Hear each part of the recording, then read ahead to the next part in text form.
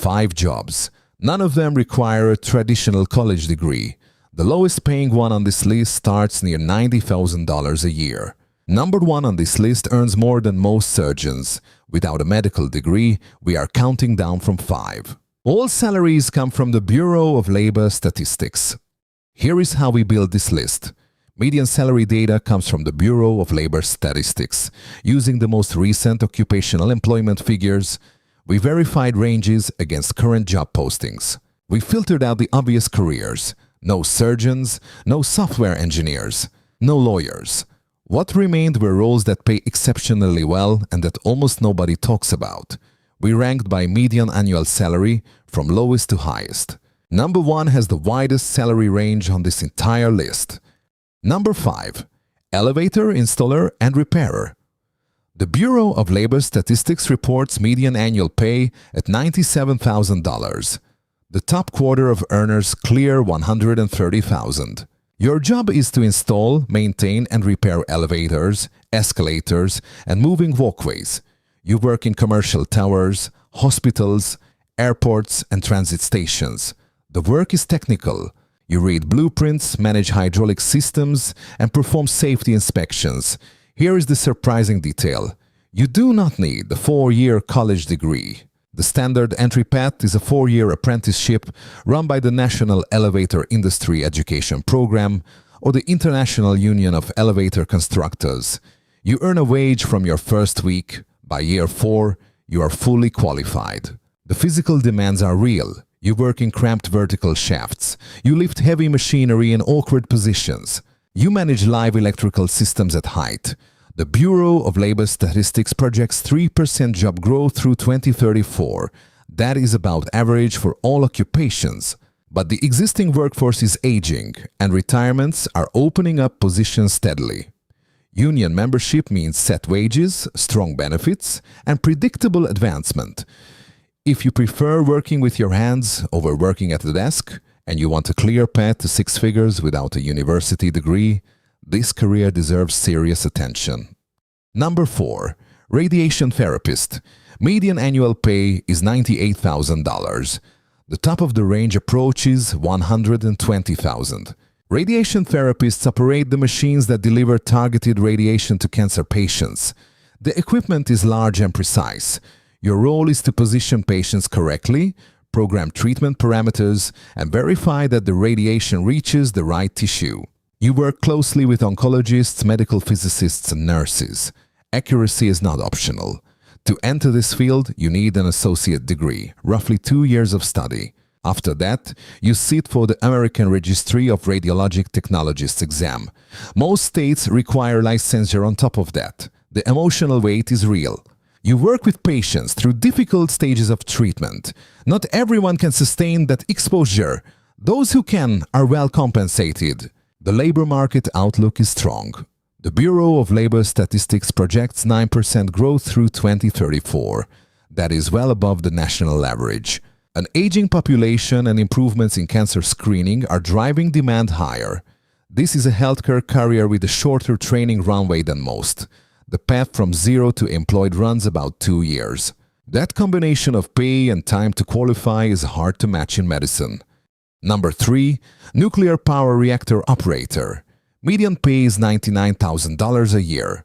Senior licensed operators regularly earn over $115,000. Your job is to monitor and control the systems inside a commercial nuclear power plant. You watch pressure gauges, manage reactor output, and respond to alarms.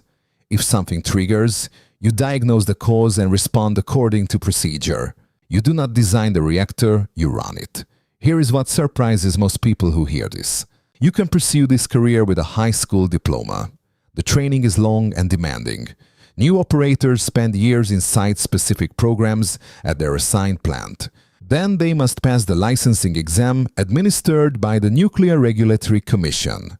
The NRC operator exam is one of the most demanding professional licensing tests in the country. Many candidates fail it on the first attempt. Shift work is standard. Nuclear plants operate around the clock, and operators rotate through nights and weekends on a regular schedule. The industry is actively recruiting. The nuclear workforce is aging rapidly. Utilities are struggling to replace experienced operators. Workers who complete the NRC licensing process enter a field with minimal competition and above-average job security. Number 2. Actuary. Median annual salary is around $120,000. The most credentialed actuaries, called fellows, commonly earn over $200,000. Actuaries quantify financial risk. They build mathematical models to predict the probability and cost of uncertain future events. Insurance companies rely on them to set premiums. Pension funds hire them to calculate future liabilities. Governments use them to model healthcare and retirement costs. You are not building anything physical. You are calculating the financial value of things that have not happened yet. Getting here requires passing a series of exams. 2 professional bodies administer them: the Society of Actuaries and the Casualty Actuarial Society. There are roughly 10 exams on the full fellow track. Most candidates pass the first 2 or 3 while still in university. Passing the later exams typically takes 5 to 8 years after graduation. These are not easy tests. Pass rates on intermediate and advanced exams are often below 40%. Each exam requires months of dedicated preparation. The financial reward compounds with each credential. Early career actuaries earn in the 70s and 80s. Mid-level professionals with 5 or 6 exams earn around $140,000 or more. Fellows working in reinsurance or catastrophe risk modeling are at the top of the profession. If you have genuine ability and probability and applied mathematics, actuarial work offers one of the clearest paths to high earnings in any quantitative field. Number 1. Underwater welder. These are the people who repair subsea oil pipelines in the Gulf of Mexico. They maintain structural supports on offshore drilling platforms. They weld broken bridge pilings in cold rivers. They do the work that cannot be done from the surface. Pay depends entirely on specialization and depth. Surface supply divers. Those working at shallower depths typically earn around $90,000 to $100,000 a year with welding certification. That is already a strong wage for 2 years of training. Then there is saturation diving. Saturation diving means living in a pressurized habitat for weeks at a time. Your body saturates with gas at pressure. The work happens at extreme depths, 300 feet and beyond. When the job finishes, decompression is measured in days, not hours. Saturation divers with welding certification are among the most specialized workers in any industry. Pay regularly exceeds $200,000 a year. For elite operators on deepwater offshore contracts, $300,000 is achievable.